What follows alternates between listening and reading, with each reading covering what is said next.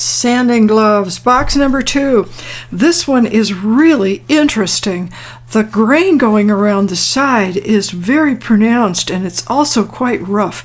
It looks to me like landscape itself that you might not want to sand out. We got problems here though, we'll have to stabilize that. But the box has other problems.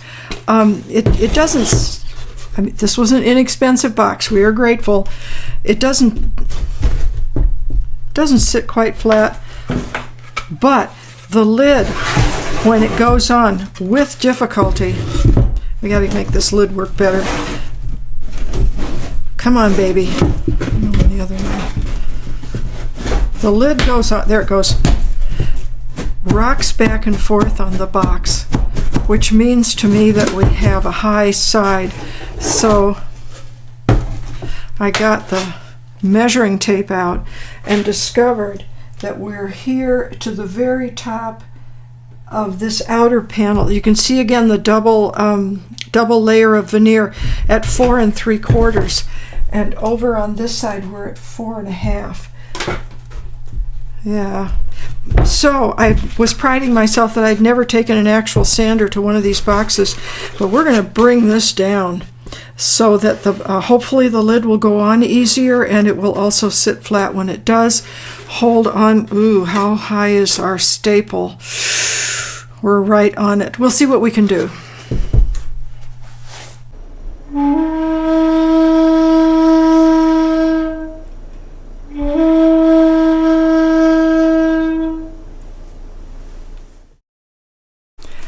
Last box for now. These Milton Sunday Paracas designs are based on contained rectangles because of the way they were carving them into the ceramics, and I have left off these lines because wood, if you get stuck in the grain, so now here's just the parrot, if you get stuck in the grain, not on this smooth area, but along the side of a box, you will find that you can't keep your straight lines. I've been thinking about those Acoma gals that paint such fabulous ceramic black and white ware. And here you can see even getting onto the bad side of the grain going through when you're trying to paint. This is the feline, and I wanted to have a cat going around the bottom chasing a bird. Wouldn't that be great? However, with the success of this style, I have to consider, having transferred it with great effort and everything, that this surface, I think, would support a texture. So I'm going to sand this puppy off. Finally figured out what to do. We've got something that looks a little bit like a branch, perhaps, or a edge of landscape. We're going to put our bird onto the branch this way, or maybe this way would be even better. Put our little bird on the branch so that the cat and bird are still chasing each other around. That would be sufficient for the bottom. And then we'll try another texture on the top. We've got a break here. I'll let you know how that goes. So I'm looking at the difference between burnt umber and raw umber. It looks like my raw umber is more recent, it's in better condition. However, whereas the one is brown, the other is brown. In my experience, raw umber is slightly more green, but in the tube, they're making no difference whatsoever. Rather than just going with the same, take a look at this. Quinacridone Violet. I had to order it in for the name alone. Take a look at this. This is absolutely papal. What a color. Oh my goodness. Made me think of Lydia, the gal who bought and sold purple cloth. Beautiful color. But let's not get crazy. We've already got a purple on here. I don't even know if I'll put color in here. We'll see what we do. So we already have a purple, which is established. I'm not going purple. If I put brown on here, then what will the border color be? That's what I'm thinking about. recalling that we need to grind the colors into the medium. This is a little bit of casein medium and a lot of water. This is that beautiful Icelandic yellow. I don't want to touch it. I thought I would put in some raw umber to make sure that I have a good commercial casein paint in there. However, when you turn it, it's sluggish. The grains fall down to the bottom. So now I'm tempted to put it in some egg. What are we doing here? We are... We're going to do something soon, I'll tell you that.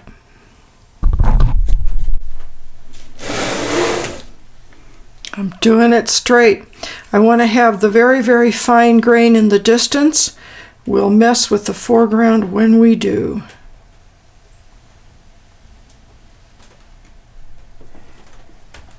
Don't leave any of your precious grains behind, you very exquisite Icelandic stuff.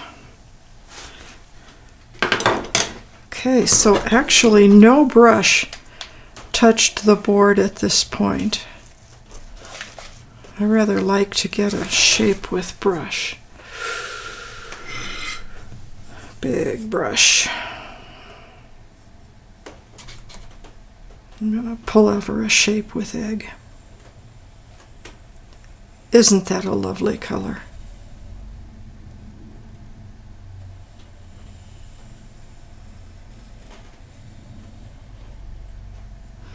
All right, let's see where we're going from here. No, it's sluggish. Look at that. The pigment doesn't want to move.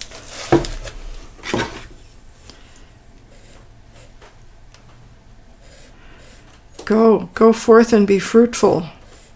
Go forth and give me mountains. Don't sit here in a puddle.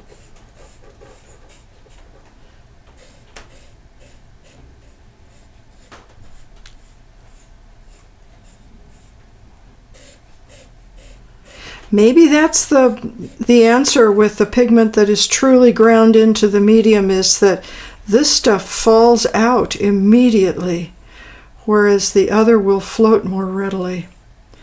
We're really begging it to be good here. Get up there. Ooh, didn't want that. Can I get rid of it?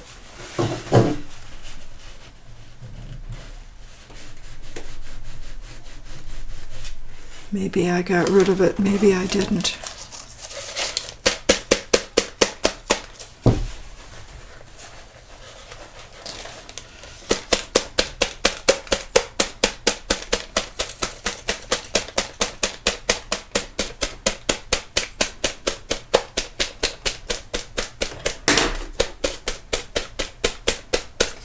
Oh, I just don't see it doing what it should do.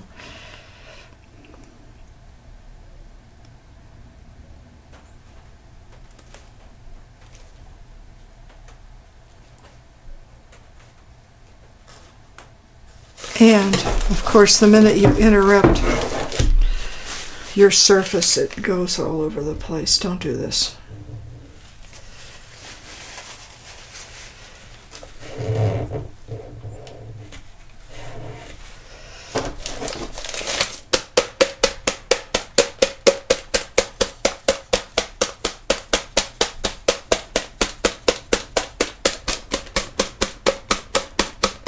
Okay, well, these were distant hills if ever I saw them.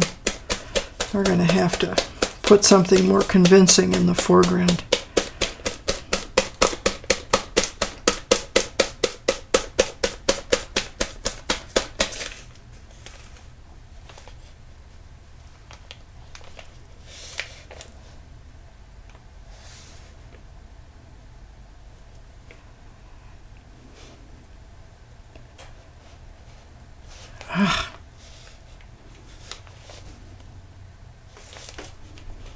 I wonder how long it'll take this to dry.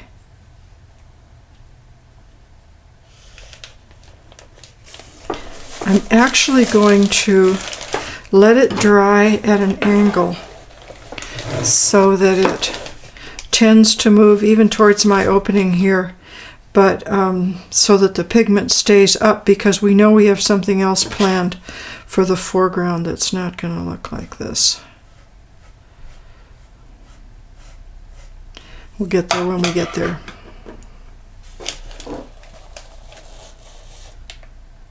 Next time, put your commercial paint in there. You know its qualities.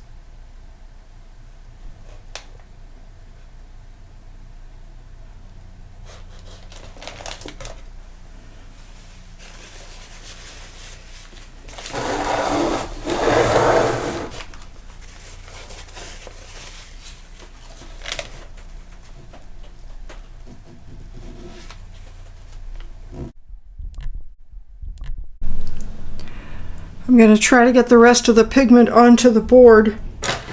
I've ground it into some egg white, which will scoot right across the board and then hopefully leave us. I don't want to leave much egg. You can take a little bit, it'll be fine, but if you get big clunks of it, it's going to tend to and this should leave bigger chunks of color, which will give us more the notion of foreground. It will either do that or it won't. This is not hard, it's not even quite dry, but it is no longer moving. Oh, I'm so nervous about this. How am I going to do this?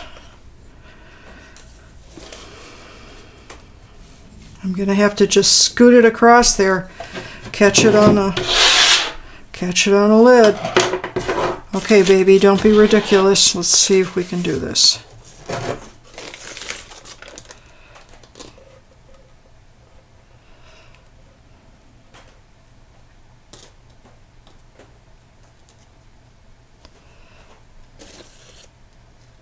I don't see pigments getting left behind really much at all. They're sitting in the egg and they're moving on out. There's a little bit.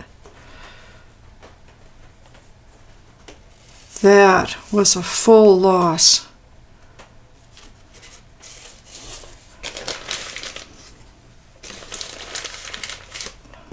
Nuts. Nuts. We have a disturbance here, and we've got one here. I'm going to have to paint. Heaven help us. Get out the paintbrush. Get rid of this egg and get that pigment down on there.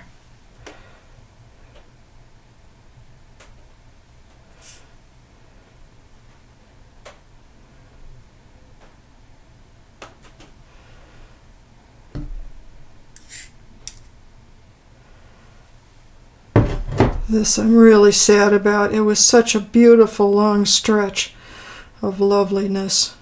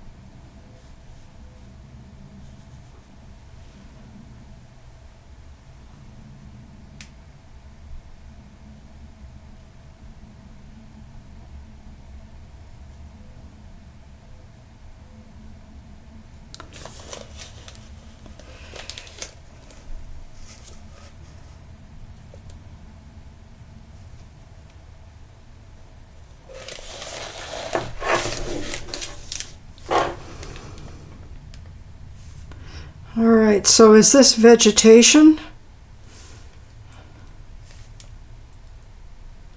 We have a water hole here. We've got bullshit there.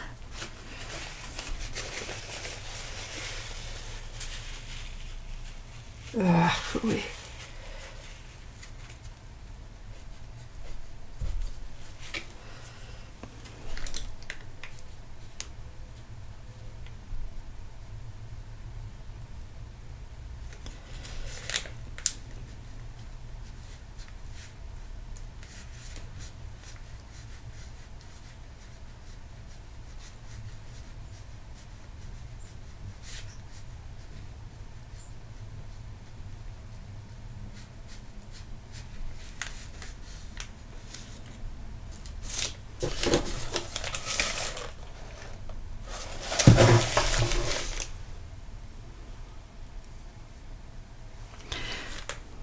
The thing is, if there's vegetation here, then we have to have vegetation over here.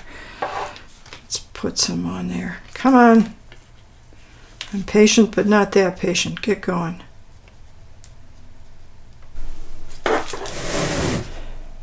I'm rich in Q-tips. They come in absolutely enormous packages. I want to get this miscellany out of here. It's, I don't know if it'll move. It's in egg white. Oh, nothing's moving. Look at that. And once it's on there, it'll be on there forever. I tried carving here a little bit around this possible rock formation before it was dry, and it was very disappointing. Everything dried.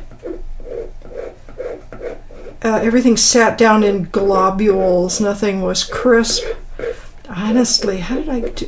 What happened here? Maybe this is the natural wood color. It doesn't look like it, though. It looks like I've got pigment on here that won't go anywhere. This egg is going to take overnight probably to dry. The casein is a lovely hillside. Very, very nice. Well, I don't know what to say. Darn it.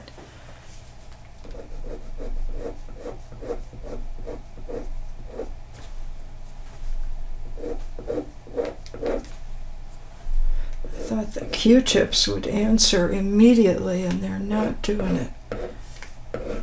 Maybe this is just still too wet. We'll come back here in an hour. See if things are drier, if we can clean things up a little bit. If we can step right in where angels fear to tread. I don't know. Looks a little bit like a landscape to me. The mind makes it a landscape. That's the trick. This will be fun. Wait till we remove the tape. So here's how this box is working out. We have a very lovely abstract on the lid, and because it's so restrained, I'm using nothing but the purple color. That could use a little work. Ooh, we got some. Okay, we'll put a little bit more purple on there. Same as, and this is Shiva Violet. I still haven't tried this quinacridone violet. Fearful. Keeping everything very simple. The upright here is a dark brown.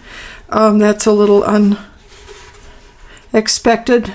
We're keeping our kitty cat here, but I'm not going to put color on him. The parrot is going to go, ooh, can we see that at all?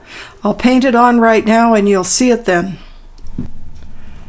When I'm doing line work, I love to work in lids. I let the paint dry out, unfortunately, from some previous lining that I was doing, and I'm reconstituting it. Put some water on there, brought it right back. It's only been dry for maybe an hour or so.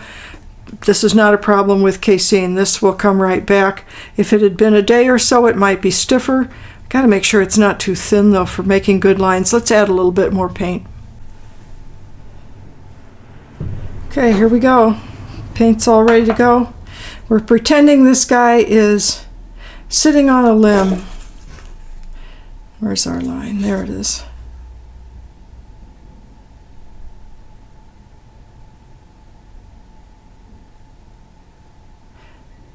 Here are his little abstract feet. And away we go. We're going to be very free here. We've left our square behind. We're not in the square anymore. Make sure we're okay. Whoops, that's a little long.